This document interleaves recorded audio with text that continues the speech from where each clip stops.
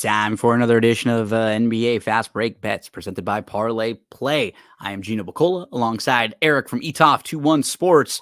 We are pulling you up with the full screen today. I've got a weird glare situation going on here, Erik. So rather than distract everyone, let's just go full screen with the odds board as we get set for some of our Tuesday plays. We'll also talk a little bit about Parlay Play. That's a place where you can parlay props legally. So if you're somewhere where you can't wager legally on sports, you can parlay props together with Parlay Play. If you use our promo code NFL Betting Blitz, it will actually give you additional bonuses. Make sure to do so right now. Whatever you're going to deposit, you'll get the match deposit bonus there. NFL Betting Blitz. Erik, my friend, we have two games to discuss today. Just quickly to talk about from yesterday, because it is interesting and how fast things can kind of change in the NBA. The Nuggets are down 0-2 at home. They've lost their first two games at home to the Wolves. And honestly, not even lost. They got their asses kicked, really, in both of them, like beat up. It wasn't like they were close games down the stretch. This happens in sports sometimes when a really great player is rising and kind of taking themselves to the next level. They'll win series like this, or maybe games against good teams that you don't expect. I don't know if anyone thought that Denver was going to look like this in two games, and there's still a series to come, but what was really just interesting to me is last night, as you and I record on Tuesday, Denver played on Monday. That was the first time really that they've had any kind of adversity against them in the playoffs. Last year, everything went smoothly for them. They won all their games. They didn't really have any injuries to deal with. No problems. They beat up on everyone all the way through. This year, they didn't play all that great in the Lakers series. They were down by double digits every game there. They got a little bit lucky to have won two games on buzzer beaters.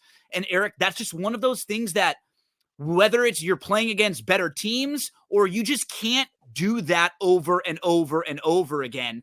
And they got punched in the face right now, and they're going to really need to bounce back for game 3. I mean, when we just look at the last 5 champions, Raptors lost second round, your Lakers lost in the first round, Bucks lost in the second round, Warriors lost in the second round. It's hard to maintain these back-to-back type runs. Yep. And the Nuggets are kind of figuring it out right now. Obviously, Murray isn't 100%. That's hurting a little bit. The thing that kind of stood out to me, and I'm not even going to talk about the Murray heating pad incident. He should obviously be suspended for that. Yep. With how the game was being officiated, they were letting them play. And it seems like the Wolves were using that to their advantage. Absolutely. And really playing bully ball with Towns in the post. Malone is supposed to be this great coach. Where was the answer to that? Why were they running pick and roll and dish and kick to Aaron Gordon? Why weren't you playing bully ball with your bigs, with Aaron Gordon, with Djokovic? You should have just try to get Porter in good situations too, right? Completely agree with you. They looked like a team that was rattled. Like they were so bothered by the officiating, and you pointed it out perfectly. You know what Minnesota did was they played more aggressive. Did Minnesota probably get away with a few more fouls after that? Sure, but they were forcing the officials to call them. And they were playing really aggressive defense. And instead of whining and complaining and bitching, which my team does a lot, the Lakers, because the way the Lakers play, they drive the lane or they go down low to AD or LeBron's driving. There's a lot of, trying to get free throws. Not even as much of like flopping, but just, hey, they play hoping to get fouls, hoping to draw fouls. Denver does a little bit of that, but I was shocked seeing Malone and Murray unraveled. I mean, the Malone, I get what Malone was doing. That was early in the game. Trying to get his tee to fire up the team. I understand what he did. He's not an idiot. That was a calculated thing. But the Murray thing, that's not like some Bush League stuff. He should obviously he should be suspended for that without a doubt. Yep, that was bad. And then we had a really fun game in the Pacers-Knicks game. I feel like that series is going to be like a back-and-forth series, right? It just kind of feels like teams that aren't that much better than one another. We know the Knicks have to lean on Brunson. Pacers, they're going to get some different contributions here and there. But any quick thought on that one after seeing game one? I think that's just going to be the thing. It's just going to come down. There's going to be some crazy endings. Ending was a little crazy. A lot of guys who I didn't think was going to play that well. If you're going to tell me TJ O'Connell was going to have 18 points, I would have thought you're a buffoon. But, he shot well. Some other people kind of stepped up that I wasn't expecting it. Should be an interesting series. And, Halliburton only had 6 shots. What is Carlisle going to do to get Halliburton going a little bit more? I mean, DiVincenzo held him to 6 shots. I really expect him to bounce back. I really like his player prop total. That's going to be one of my bets for the next game tomorrow, obviously. I really expect a concentrated effort to kind of get Halliburton going because they can't win a game if he's only getting 6 shots. Let's talk about Tuesday, what we have coming up today. 2 games, and the first one is going to be the Cavs at the Boston Celtics. So this is game 1 of this series. For Boston, they will be without Porzingis. They're a 12.5-point favorite in here. Jared Allen, do we know as we record right now on Tuesday at about 4:30? Nope, game time. So game time that, decision. And for me, that's going to come into one of my the line is kind of indicated because this was 11.5 this morning. Yeah. Kind of indicated like what is going on with him not playing. Yeah. So, and I'm going to lean that into one of my plays here, Eric. God, I will say, been a little bit disappointed in the progression that we've seen from Evan Mobley. When he came into the league from USC, he was really good. And he looked like, he reminded me a lot of like an Anthony Davis type in that he's so good defensively, but he should be able to raise his game to the next level offensively. We just have not seen that from him at all. Now, he did get hurt this year, but I think it has to do a lot with his demeanor. He's just a passive guy. Like his brother was the aggressive one. And so when they played together growing up, it was a perfect match when he played with his brother because his brother was like the go-to scorer. And then Evan would do all the defensive stuff and get the rebounds and do all the stuff that like a star player never does. All that being said, this has to be a matchup where if Cleveland wants to have any success at all, win a game or two, try to keep some of these games close, he has to be someone who has good games, Eric, because there's no Porzingis. And when you just look at what Boston's going to be lining up against him, he should be able to outwork Al Horford. Like he should be able to get rebounds against a Hauser. Like he should be able to get the rebounds, and offensively, he should be someone they can throw the ball down to pick up an easy bucket or two sometimes. I could not believe how low his points plus rebounds combo is. Only 23.5. Like you think about a guy like him and you'd think it would be like 35.5, like 3.5 points plus rebounds. So that's what I'm going. He went over 2 of the 3 games without Allen. So think about that. If Allen's not playing, you're going to need more Mobley. There's no Porzingis for Boston. He should be able to get tons of rebounds against the Horfords and Hausers of the world against Boston. So I'm going Mobley over 23.5 points plus rebounds. How are you attacking this game tonight, Eric? I hate myself for what I'm going to say. I laid it. I took the Celtics minus the 11.5. Let's just kind of look at the travel schedule for the Cavs. The 3rd, they were in Orlando. Then they had to fly back to Cleveland, play on the 5th. Now on the 7th, you're going to Boston. That's a real quick turnaround. There's this historic trend where teams that are coming off a 7-game series since 1988 are 38% against the number in game 1. Why is that? Emotional game 7, letdown, going to travel to play in a game 1.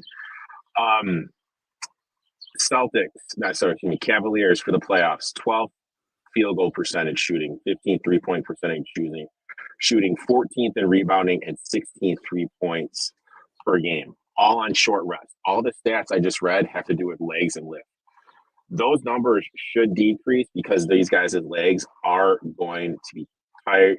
Celtics have the best 3-point shooting team in the league. Flip side, the Cavs were bottom 10 in the league defending the 3. JB Bickerstaff, a whopping 1-8 on the road as an underdog. He, as an underdog overall, he is 2-10 ATS, and only one of those was a straight up win. This is one of the few spots where the coaching advantage. I think they get blown out. It wouldn't surprise me if the Cavs lose by 20 or 30. So I did the Cavs here minus 11.5.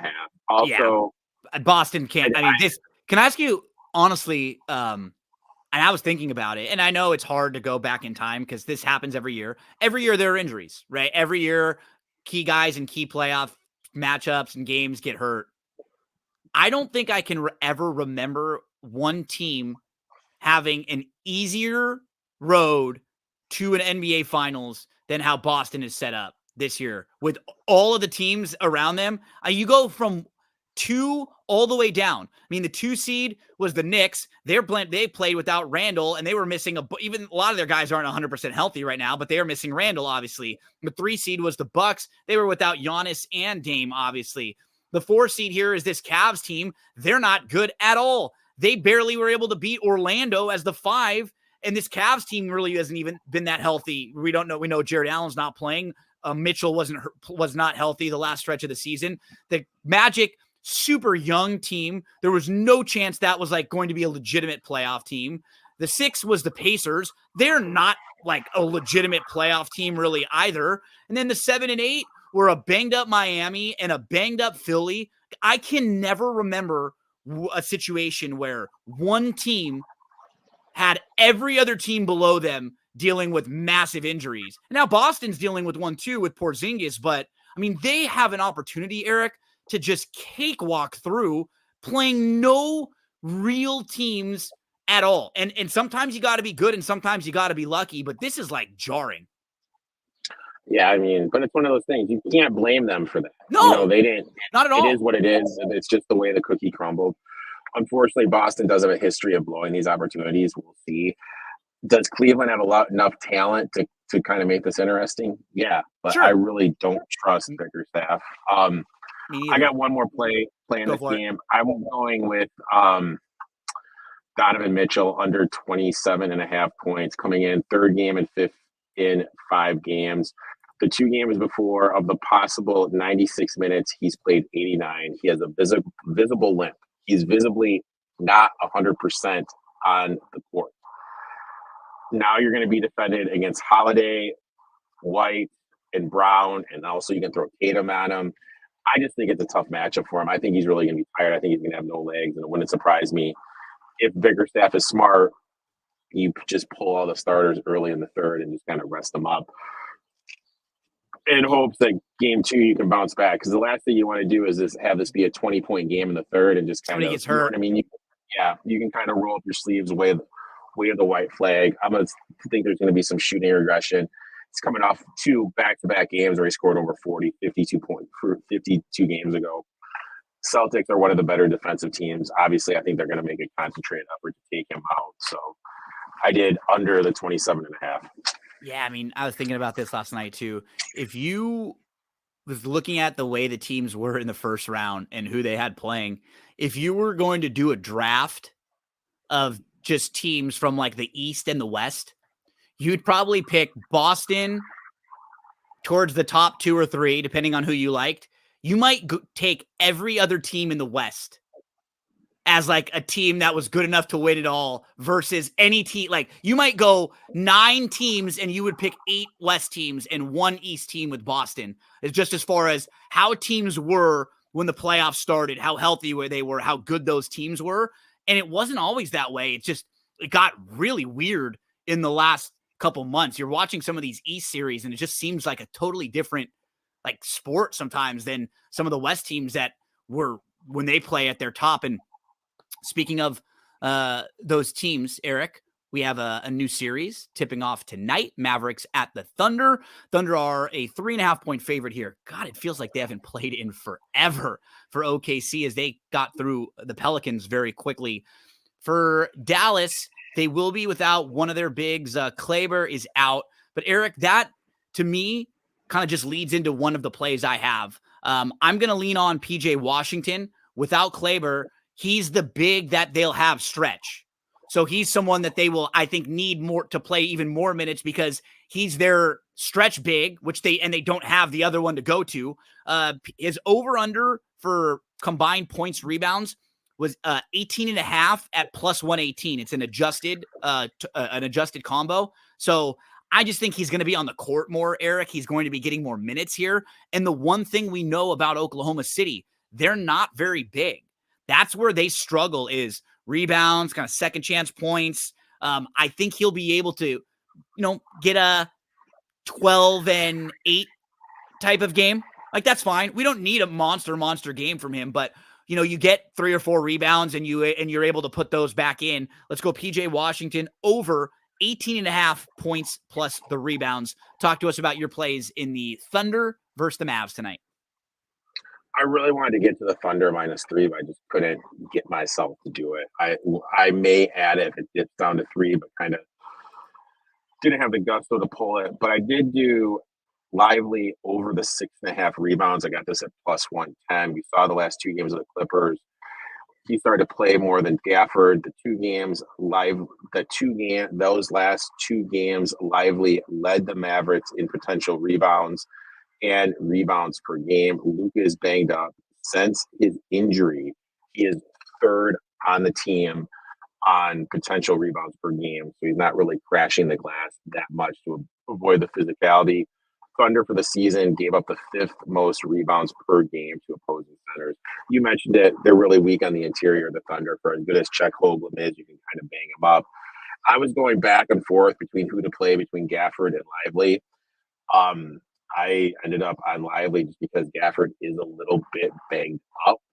I think Lively's going to play more minutes. I think where you can get the 6.5 rebounds, get that plus money. Also, when looking at future prices, Gafford's 20-1 and Lively is 35-1 to lead the series of rebounding. With Luka banged up, you can play both, and you're essentially getting like a 10-1 number. So if you put half a unit on both, play those, you're basically get a 10-1 number. So I would do that as well. But in the game, I only did Lively over the 6.5 boards. For all of you out there looking for some action, head to parlayplay.io. Use that promo code NFL Betting Blitz, and you can get involved with playing parlays and getting nice boosts for your money here. Better odds than you would get if you play parlays anywhere else. Erik, I went for the Mobley over the points plus the rebounds. I went for the PJ Washington over the points plus the rebounds. What about for you with your parlays today?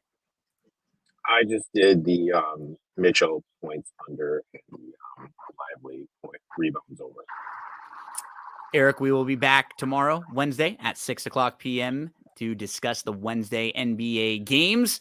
Good luck to all of you out there with all of your plays. We wish you the best of luck, and we encourage you to head on over to parlayplay.io. So for Wednesday, we'll just have one game. It'll be Pacers-Knicks as they travel back for the Denver game, right? So they'll get an extra day off. Nuggets, T-Wolves, that game actually won't be till Friday. So we'll have one game on Wednesday with